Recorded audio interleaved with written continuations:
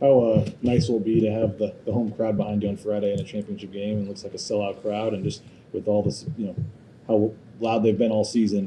Can you imagine? I guess with so much on the line, what the atmosphere will be like Friday. No, I think it's always good to be at home, and then to be on the blue is pretty special. Give these seniors one more chance to play on the blue before their career's done.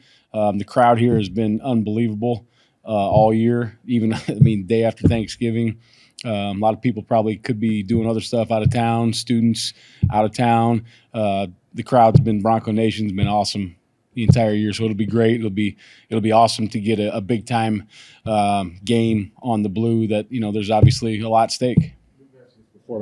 Before the first play of the game, they get called for down there in the south end zone for a false start. There's another one on the drive. I know it's kind of a common sense answer, but in a championship game, if you can get the best atmosphere of the season, how much of an advantage is that for you? Yeah, I think any time that in this day and age. Some quarterbacks, I'm sure, do a lot on their own. Some rely on the coordinators, don't know exactly what their philosophy is, but anytime the coordinator has a hard time communicating with the quarterback, anytime the quarterback has a hard time communicating with the receivers and offensive linemen out there, it's a big deal. It's a really big deal. They have to change their snap count sometimes, a few extra penalties here and there that can make the difference in the game. So that will be awesome. Spencer was mentioning, a big bounce back game from Amarian McCoy last week. Just after his Wyoming performance, what do you like what you saw out of him? Yeah, I thought Amarian played extremely well the other last weekend. Big key for any DB is getting some wins early. I thought he got some wins early. More importantly, I thought his technique was really good. His leverage was really good. He was finishing on the football. Obviously, we all know we would have liked him to have a couple interceptions that I thought were there.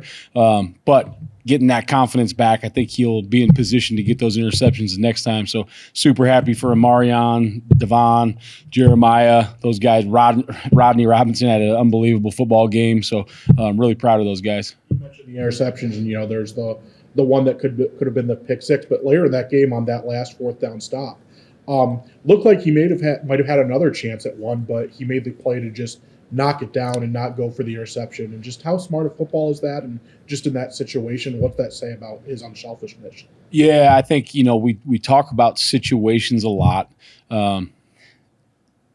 Doesn't always go your way, especially when you're dealing with DBs. They want to intercept the football, but that was a very headsy play. That's fourth down. You do something crazy right there and you whiff and they get a first down. The game prolongs. To be able to PBU that thing and to not tip the ball up to another potential receiver or someone else on offense is a very smart football play, big-time football IQ.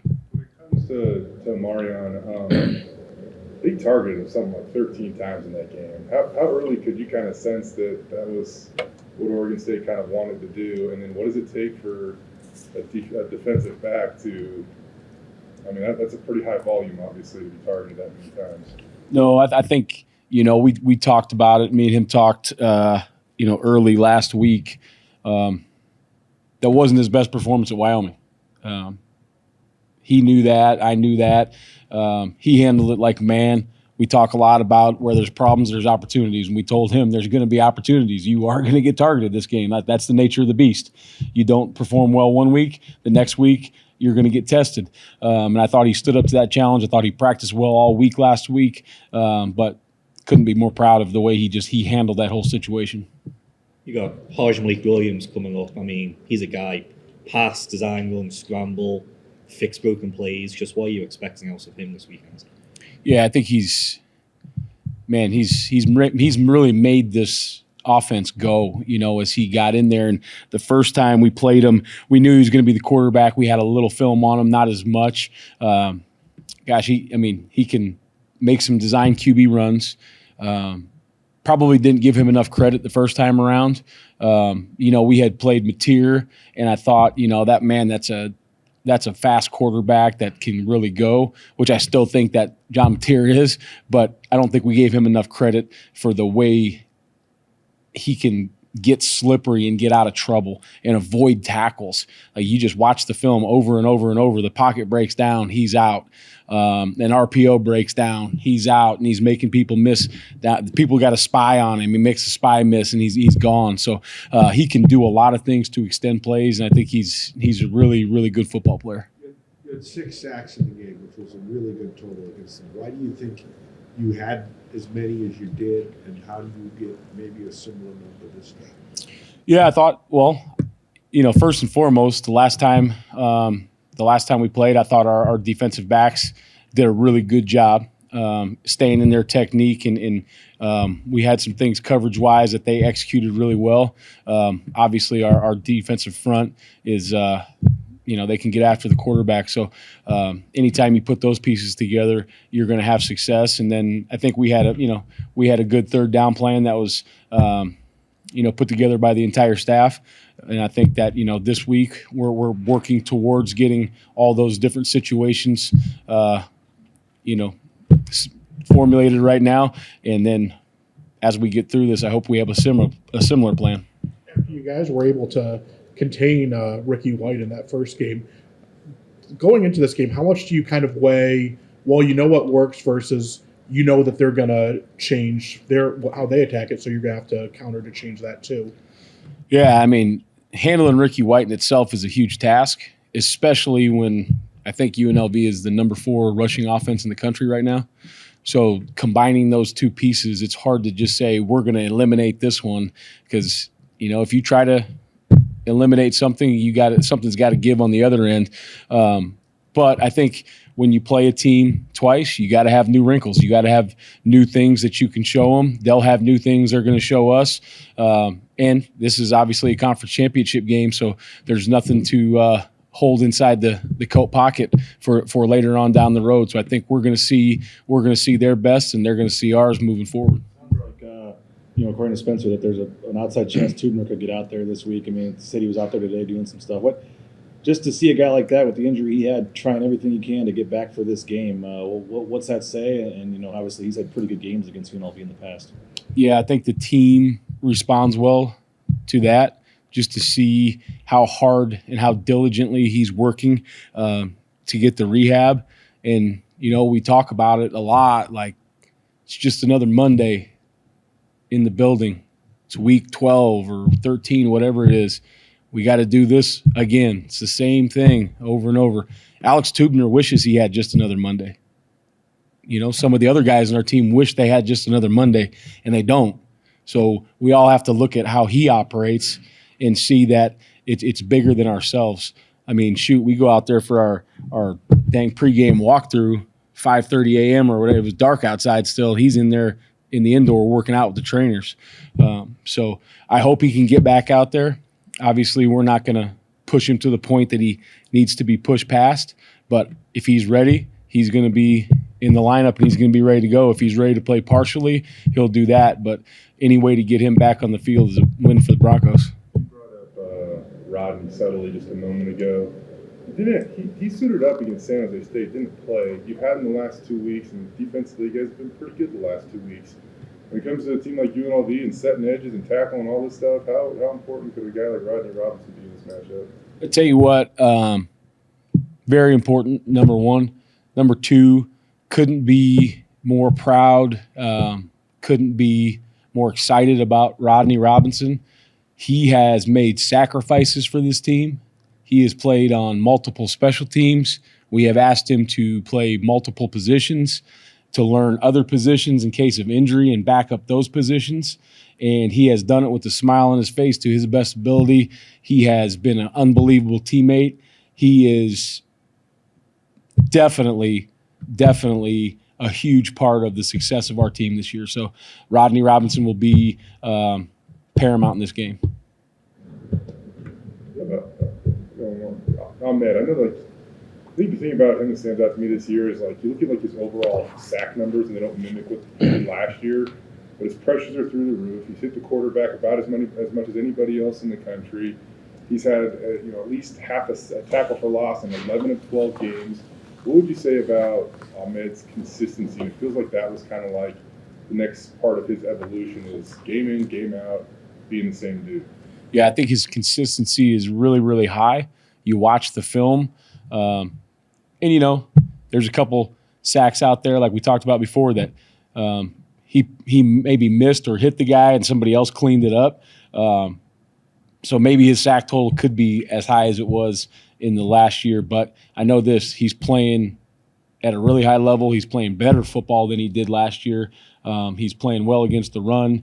He's doing multiple jobs. We were sliding him into some 3 technique. He's playing on the edge, but he's putting an impressive film resume together that he can do everything. It's not just, hey, on passing downs, I need to rush the edge. That guy's an every down player, and I think that's pretty cool. A couple weeks ago when we talked to him, it was like the first time where you could tell he was having like a little mental maybe moment where his sack total wasn't up and maybe he felt like he wasn't meeting expectations, but convincing himself that other people were. Again, when you look at the pressures, like he's doing it.